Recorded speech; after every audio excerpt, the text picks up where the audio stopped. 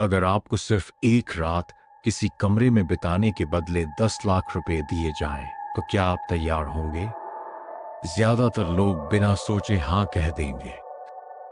लेकिन अगर आपको पता चले कि उस कमरे में जाने वाला पिछले 30 सालों में कोई भी इंसान वापस नहीं लौटा, तो ये कहानी है कमरा नंबर 27 की, एक ऐसे कमरे की जिसका दरवाजा आज भी मौजूद है, लेकिन उसके पीछे क्या है यह कोई नहीं जानता।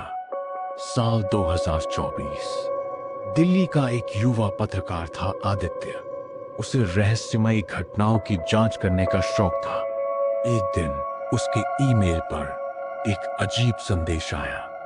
संदेश में सिर्फ एक लाइन लिखी थी, अगर सच जानना है तो रात 12 बजे होटल रॉयल क्राउन के कमरा नंबर 27 में जाना। नीचे किसी का नाम नहीं था, ना कोई पता, ना कोई फोन नंबर, बस यही संदेश। पहले तो आदित्य ने इसे मजाक समझा, लेकिन जब उसने होटल का नाम इंटरनेट पर खोजा तो उसके होश उड़ गए। वह होटल सचमुच मौजूद था और उससे जुड़ी एक बेहद डरावनी अफवाह भी। कहा जाता था कि कमरा नंबर 27 में जो भी रात बिताता है वह सुबह तक गायब हो जाता है। न उसकी लाश मिलती है, न कोई निशान, बस इंसान गायब, जैसे वह कभी अस्तित्व में था ही नहीं। पिछले 30 सालों में ऐसे 7 मामले दर्ज हो चुके थे, लेकिन पुलिस को कभी कोई सबूत नहीं मिला। यही वजह थी कि होटल धीरे धीरे बंद होने की कगार पर पहुंच गया था। आदित्य को लगा कि ये उसके करियर की सबसे बड़ी स्टोरी हो सकती है। अगले दिन वह होटल पहुंच गया। होटल शहर से लगभग 50 किलोमीटर दूर एक सुनसान इलाके में था। चारों तरफ घना जंगल, टूटी हुई सड़कें और अजीब सी खामोशी।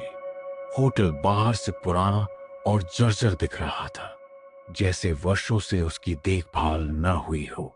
रिसेप्शन पर एक बूढ़ा मैनेजर बैठा था। आदित्य ने उससे कमरा नंबर 27 के बारे में पूछा। यह सुनते ही बूढ़े के चेहरे का रंग उड़ गया। वह कुछ सेकंड तक चुप रहा, फिर धीमी आवाज में बोला, बेटा, यहां बहुत लोग आए थे, सब सच जानना चाहते थे, लेकिन कोई वापस नहीं गया। आदित्य मुस्कुराया। मैं भूत प्रेत में विश्वास नहीं करता। बूढ़ा आदमी उसकी आंखों में देखने लगा, फिर बोला, जो लोग गायब हुए थे उन्होंने भी यही कहा था। रात होने लगी। आदित्य अपना कैमरा, टॉर्च और रिकॉर्डिंग उपकरण लेकर तीसरी मंजिल पर पहुंचा। गलियारा पूरी तरह खाली था। दीवारों पर पुरानी तस्वीरें टंगी थीं। कुछ तस्वीरों के चेहरे समय के साथ धुंधले हो चुके थे, लेकिन एक तस्वीर ने उसका ध्यान खींचा। तस्वीर में 8 लोग खड़े थे। 7 चेहरों पर लाल रंग का गोल निशान बना हुआ था। 8वां चेहरा खाली था, जैसे किसी का इंतजार कर रहा हो। आदित्य ने तस्वीर की फोटो खींच ली। फिर वह कमरा नंबर 27 के सामने पहुंचा। पुराना लकड़ी का दरवाजा, उस पर धूल जमी हुई थी, लेकिन एक अजीब बात थी, धूल पूरे दरवाजे पर थी, सिवाय हैंडल के, जैसे कोई रोज उसे छूता हो। उसने गहरी सांस ली और दरवाजा खोल दिया। कमरे के अंदर सब कुछ सामान्य दिख रहा था। एक बिस्तर, एक अलमारी, एक मेज और एक बड़ा सा आईना। पहली नजर में कुछ भी असामान्य नहीं था। आदित्य ने कैमरा चालू किया और रिकॉर्डिंग शुरू कर दी। रात के 12 बज चुके थे। पहला घंटा बिल्कुल सामान्य बीता, कुछ नहीं हुआ। आदित्य मन ही मन हंस रहा था। उसे लग रहा था कि यह सब अंधविश्वास है। लेकिन ठीक रात 1 बजे कमरे का तापमान अचानक गिर गया, इतना कि उसकी सांसों से धुआं निकलने लगा। उसी समय कैमरे की स्क्रीन झिलमिलाने लगी। आदित्य ने कैमरे को देखा और उसकी रीढ़ में सिहरन दौड़ गई। कैमरे की स्क्रीन में उसके पीछे कोई खड़ा था, एक लंबा काला साया। लेकिन जैसे ही वह पीछे मुड़ा, वहां कोई नहीं था। उसका दिल तेजी से धड़कने लगा। उसने खुद को समझाया कि शायद कैमरे में खराबी है, लेकिन तभी अलमारी के अंदर से खट खट खट आवाज आने लगी, धीमी लेकिन साफ। आदित्य धीरे धीरे अलमारी की ओर बढ़ा। उसने कांपते हाथों से दरवाजा खोला। अंदर कुछ नहीं था, सिर्फ एक पुरानी डायरी। उसने डायरी उठाई, पहला पन्ना खोला और पढ़ते ही उसका चेहरा सफेद पड़ गया। डायरी उसी आदमी की थी जो 7 साल पहले इसी कमरे से गायब हुआ था।